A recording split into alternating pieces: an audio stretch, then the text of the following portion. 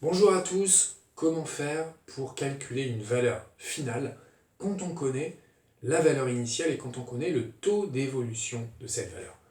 Alors, ça c'est une question à laquelle vous pouviez répondre dès le collège, mais vous le faisiez en plusieurs étapes. Vous calculiez le montant de la hausse ou le montant de la baisse, puis ensuite vous l'ajoutiez ou vous le retranchiez à la valeur initiale. Au lycée, on utilise un autre outil qui s'appelle le coefficient multiplicateur, qui est très pratique parce qu'il permet après notamment de gérer plusieurs évolutions. Donc il vaut mieux l'utiliser plutôt que de faire de la méthode de collège, même si c'est autorisé, mais essayez d'utiliser quand même au max les outils de lycée. Et donc comment on fait pour utiliser cet outil? Eh bien, ce qui est pas mal de faire, c'est un petit schéma. Un petit schéma dans lequel on va placer la valeur initiale, qu'on connaît, qui est dans l'énoncé, la valeur finale qu'on ne connaît pas mais qu'on aimerait calculer, et puis une petite flèche pour montrer que ça évolue, et puis au-dessus, de ne pas oublier de multiplier par ce fameux coefficient multiplicateur que je note CM, qui peut prendre différentes notations, mais moi que je note CM, et dont le calcul est écrit ici, 1 plus ou moins t sur 100. Alors pareil, je préfère insister sur le plus ou moins pour vous rappeler que parfois ça peut être, on ajoute quelque chose, parfois on retranche quelque chose, mais en fait, ici, ce signe plus ou moins, il peut être caché dans ce petit t, qui est le taux d'évolution, qui, vous vous en rappelez, peut être négatif si c'est une baisse ou positif si c'est une hausse. Mais je réinsiste sur le plus ou moins en l'écrivant de cette façon ici. Alors en pratique, comment on fait? On va travailler sur un exemple. Si je vous dis par exemple que y a, je sais pas, le prix le prix de l'essence. Tiens, voilà. Le prix de l'essence, le prix du gasoil, voilà, qui était à 1,46 €. Voilà. Ça, c'est le litre de gasoil. Et qui a eu une hausse au 1er janvier 2022. Il y a eu une hausse de 5%. Voilà. Il y a une hausse de 5% au 1er janvier 2022 et qu'il va falloir malheureusement payer plus cher l'essence ou le gasoil. Alors, qu'est-ce qu'on fait? Donc, si on suit un petit peu ce modèle-là, on va se dire qu'il y a une valeur initiale qui est de 1,46 € le litre, et puis qu'ensuite il y a une évolution et qu'on va passer à la valeur finale qu'on ne connaît pas encore, mais qu'on va essayer de calculer parce qu'on sait qu'il y a eu une évolution de plus 5%. Alors ce qu'il faut donc faire, c'est ce schéma. Ce qu'il ne faut surtout pas faire, c'est écrire le plus 5% ici. Ça, ne le faites pas parce que vous allez vous planter dans vos calculs. Il faudra se rappeler qu'au-dessus des flèches, eh bien, c'est des fois qu'on va mettre, et donc on va devoir faire fois un coefficient multiplicateur qu'on va devoir calculer par un petit calcul tout simple.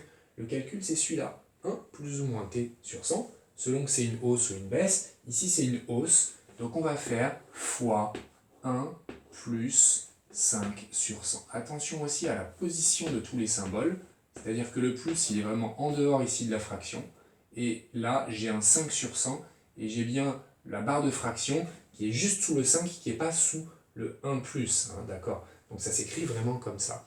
Une fois que mon schéma est fait, eh bien je n'ai plus qu'à calculer ceci en l'écrivant. Ma valeur finale, il suffit que je suive la flèche, c'est-à-dire je pars de 1,46 et je vais le multiplier par 1 plus 5 sur 100. Je peux aussi faire un petit calcul intermédiaire, si je veux, pour calculer séparément ce coefficient multiplicateur qui vaut donc ici, ça se fait de tête, 1,05, 1 plus 5 sur 100. Donc le calcul que j'aurai à faire, ça peut être écrit sous la forme 1,46 fois 1,05. Je peux le réécrire, 1,46 fois 1,05. Alors, moi qui n'ai pas de calculatrice, c'est un peu fastidieux pour moi, mais je vais essayer de le faire un petit peu à tâtons ici. Donc je l'écris, voilà, et puis là j'aurai du 73, 0,5, donc ça va me faire plus 0,013, ça va me donner ceci, voilà. Donc vous devrez avoir normalement 1,533 si je ne fais pas d'erreur. Alors, 1,533, qu'est-ce que c'est? En fait, c'est le nouveau prix. Alors, soit on l'écrit comme ça, soit on fait attention à l'énoncé. Si on vous demande de faire un arrondi, par exemple au centime d'euro ici, eh bien on devrait écrire égal à peu près, et puis on arrondit en mettant 1,53, on peut mettre même le symbole de l'euro. En tout cas, on a calculé une valeur finale. Finalement, qu'est-ce qu'on a fait pour calculer cette valeur finale? on a juste fait notre petit schéma, on a calculé notre coefficient multiplicateur, et puis pour tout le reste, on a fait faire les calculs à la calculatrice. On écrit les résultats, puis on peut même faire une petite phrase réponse. Pas de problème. Maintenant, il peut se produire autre chose. C'est-à-dire qu'il peut se produire une baisse. Qu'est-ce que ça change? On va le voir. C'est quelque chose qui apparaît souvent, par exemple, dans le cadre de soldes. On vous parle d'une situation où il y a des soldes, on vous dit, tiens, il y a un article qui coûtait, je ne sais pas, une paire de chaussures qui coûtait 80 €. Puis en fait, elle est soldée, voilà, elle est soldée à moins 30%. Moins 30%. Voilà. Et on vous demande de calculer son nouveau prix. Donc si on vous demande de calculer son nouveau prix, il faut faire le lien tout de suite avec le fait qu'on vous demande finalement de calculer une valeur finale, parce qu'il y avait une valeur initiale avant les soldes, et que maintenant il y a une valeur finale. Donc qu'est-ce qu'on fait? Même principe, on va faire notre petit schéma, ça c'était la valeur initiale, la valeur finale on ne la connaît pas, c'est VF, on peut écrire, et puis on va écrire ici bien sûr le coefficient multiplicateur, CM, et le coefficient multiplicateur ici, toujours 1 plus ou moins t sur 100, là par contre ça va être, attention, avec un moins, puisqu'il s'agit d'une baisse. Ici, ce n'est pas une augmentation qui est une hausse, c'est une baisse, donc on va faire fois 1 moins 30 sur 100. Ce calcul intermédiaire, on peut le faire à part, ou alors on peut balancer ça directement dans la calculatrice en écrivant 80 fois 1 moins 30 sur 100. Voilà. Et sinon, ceci se calcule très bien. Ça fait 1 moins 0,3. Donc ça fait 0,7. Donc ça fait 80 fois 0,7. C'est même quelque chose qui peut se faire de tête. Si on connaît ces tables de multiplication, ça fait 56. Et ça tombe pile. Donc finalement, le nouveau prix, après la baisse de 30%, eh bien, c'est 56 €. Voilà, on a encore utilisé le même schéma, le même petit calcul du coefficient multiplicateur, et puis on a saisi ça dans la calculatrice et on a trouvé le résultat. Maintenant, attention, parce que je vous parle de calculatrice, mais calculer une valeur finale, eh bien, ça peut être une question que vous pouvez avoir dans un sujet d'automatisme, dans les E3C, ou que ce soit en première ou en terminale, ou dans un devoir commun de seconde. Donc, il faut aussi savoir traiter ce genre de questions, même quand vous n'avez pas le droit à la calculatrice. Alors bien sûr, les valeurs numériques ne seront pas très compliquées si on vous demande de le faire sans calculatrice, mais il faut quand même savoir le faire. Alors, qu'est-ce qui change quand on n'a pas de calculatrice? Pas grand-chose, je dirais qu'on va faire exactement la même chose. On va se refaire le petit schéma, on va travailler sur un autre exemple d'ailleurs, et puis on va espérer que les calculs ne soient pas trop compliqués. Donc si je vous dis par exemple qu'il y a eu, je sais pas, quelque chose qui coûtait 60 € et qui a subi une hausse de 20%, voilà, par exemple, une hausse de 20%, et bien ce qu'on peut faire, voilà, ce qu'on peut faire c'est la même chose, c'est-à-dire notre petit schéma, 60, flèche, on ne sait pas, donc on l'appelle VF, et puis on fait fois, et on se rappelle de la formule, ici c'est une hausse, donc 1 plus 20 sur 100, voilà. Et 1 plus 20 sur 100, eh bien, c'est là qu'on va devoir le calculer, donc prendre des bonnes habitudes de calcul de coefficient multiplicateur. 1 plus 20 sur 100. 20 sur 100, ça fait 0,2. Il faut se rappeler de comment on divise par 100. On décale la virgule vers la droite. Donc 20 sur 100, je décale une fois, ça fait 2,0. Je décale une deuxième fois, ça fait 0,2. Donc 1 plus 0,2, ceci me donne 1,2.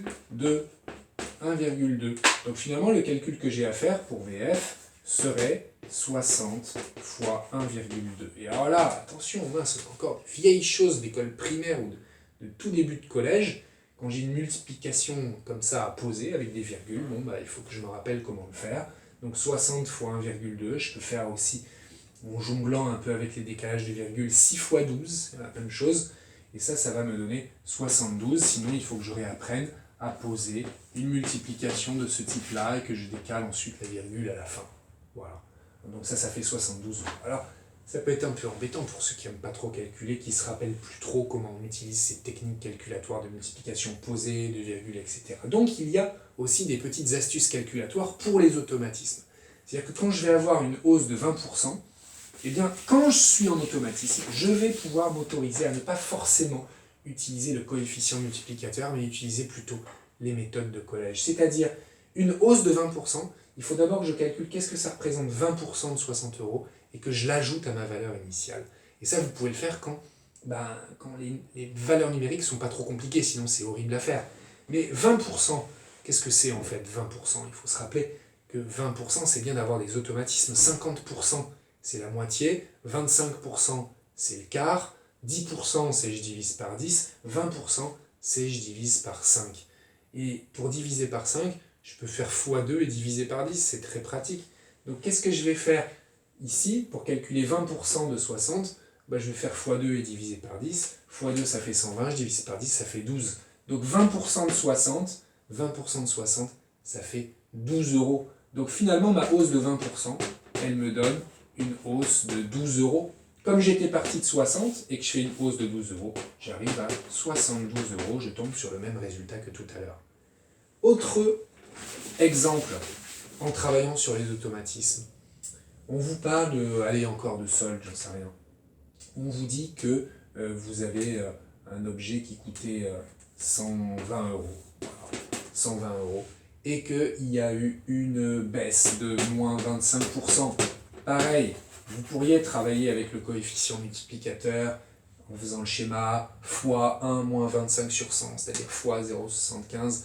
Mais vous allez peut-être perdre un peu de temps parce que votre calcul 120 x 0,75, il va être fastidieux si vous n'avez pas de calculatrice. Donc là encore, en automatisme, j'insiste, en automatisme sans calculette, petite méthode de collège, essayez de trouver combien ça fait 25% de 120, puisque c'est une baisse de 25%, donc ça fait combien déjà? Ça va être quoi le montant de la baisse? L'automatisme du 25%, 25% c'est le quart, c'est la moitié de la moitié. Donc la moitié de 120, c'est 60, la moitié de 60, c'est 30.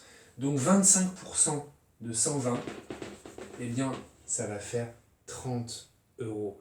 Donc si j'ai une baisse de 25%, je vais avoir une baisse de moins 30 euros. Et si j'ai une baisse de moins 30 euros en partant de 120, ça va me donner un prix final qui va être de 90 euros et c'est très rapide.